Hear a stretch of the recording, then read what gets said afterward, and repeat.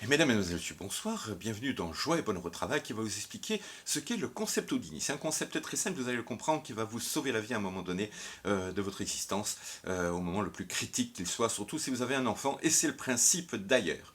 Voilà, car ça vous offrira la possibilité de mener une carrière tout à fait tranquillement au niveau de votre boulot et de vous enrichir quoi qu'il arrive dans les deux situations possibles. Vous allez vite comprendre. Pour cela, il vous faut quelques accessoires. D'abord, il vous faut des cadenas. Je vous expliquerai après comment vous en servir. Et puis en même temps, il vous faut donc quelques outils, des moyens de bricolage quand même relativement conséquents.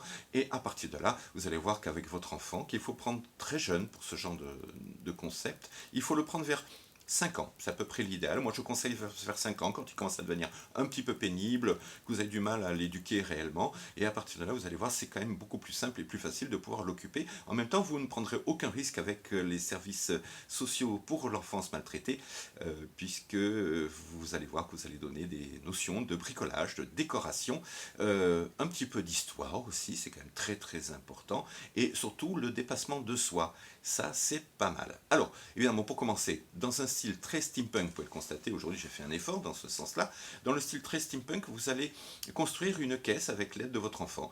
Donc vous allez donner des notions simples de bricolage. Ensuite, vous allez lui expliquer, avec un petit peu d'histoire, ce qui était Monsieur Houdini, ce grand magicien britannique qui avait pour habitude de se faire ficeler comme une petite saucisse et de se faire jeter dans la Tamise, pieds et poings liés, avec de très beaux cadenas et des chaînes, et dans une belle camisole de force. Et finalement, une fois dans l'eau, eh bien, il fallait qu'il en ressente, il ne voulait pas mourir étouffé, noyé.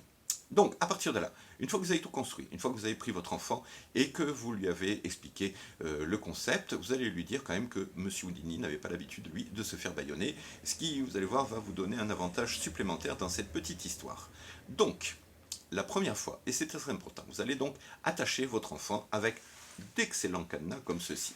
Ensuite, vous allez le bâillonner, comme vous lui aviez précisé, hein, ce que faisait pas Houdini, et à partir de là, vous l'enfermez dans cette caisse très tranquillement, et vous pouvez partir faire vos petites courses. Voilà, ça c'est simple, au moins ça vous donne une après-midi de tranquillité, alors qu'habitude, vous êtes obligé de vous occuper de lui du matin jusqu'au soir, surtout les jours où il n'est pas à l'école. Bien.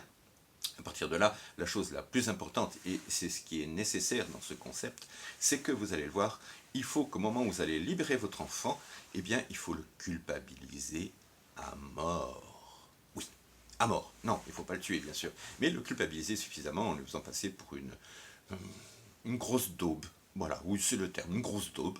Et à partir de là, lui dire que finalement, il n'est pas prêt de pouvoir battre les records d'Houdini et que si jamais on le jetait aujourd'hui dans l'eau avec sa caisse, eh bien, il risquerait de mourir noyé. Bref. Par contre, la suite est intéressante.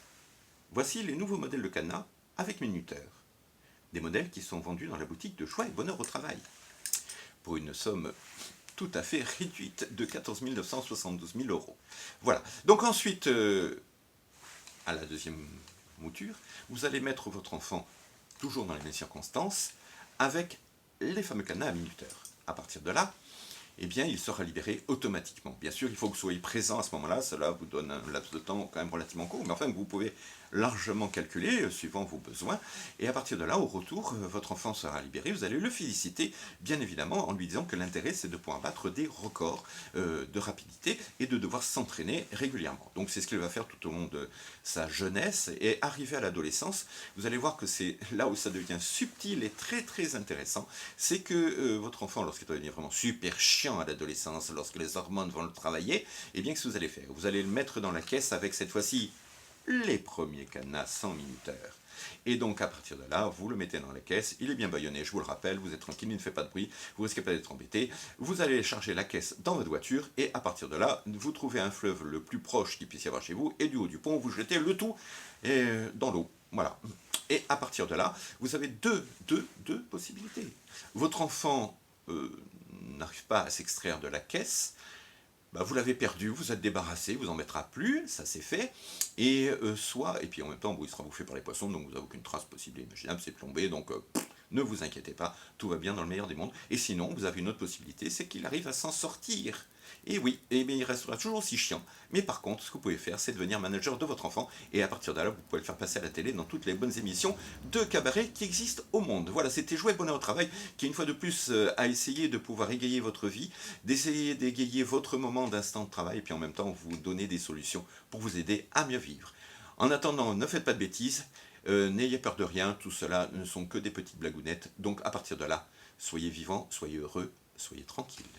À la prochaine fois, peut-être.